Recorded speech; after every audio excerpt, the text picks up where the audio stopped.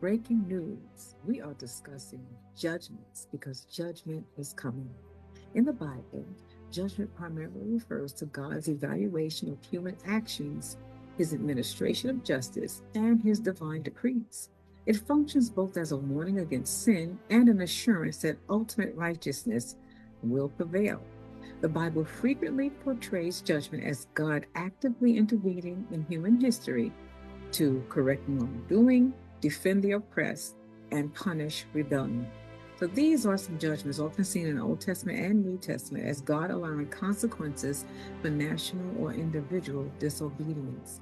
There will be a time of divine reckoning where every individual must give an account for their actions, words, and deeds. May we consistently examine ourselves to ensure we have the right heart posture.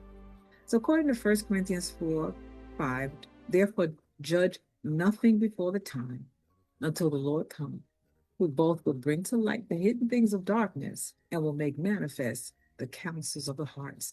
And then shall every man have praise of God.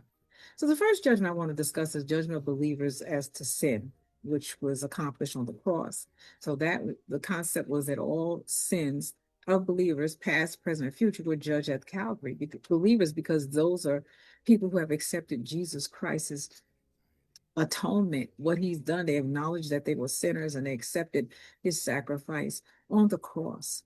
And there are people who reject it, but there are those who have accepted it, and those are the believers that's being referenced. So because Jesus took the punishment, believers do not face condemnation for their sins, so which secures complete justification.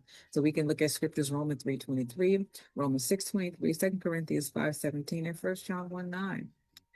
And then we have judgment as to self.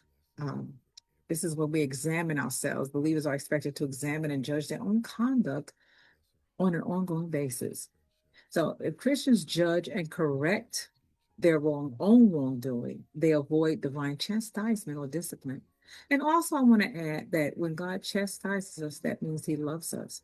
So the word says that the Lord chastens those whom He loves. So those that are turned over to a reprobated mind are those who refuse to obey God, who continue to do everything that they want to do, and so God turns them over to their own devices.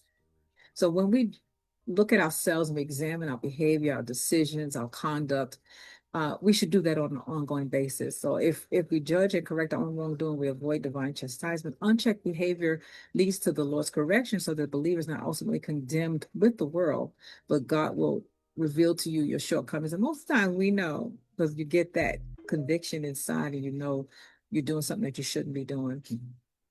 And so certain scriptures are 1 Corinthians 11:31-32, James 4:17, which says, therefore, to him that knoweth to do good and doeth not, to him it is a sin.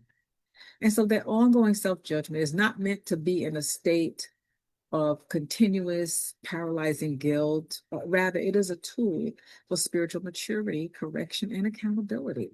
So by actively recognizing and repenting of our own faults, believers correct their paths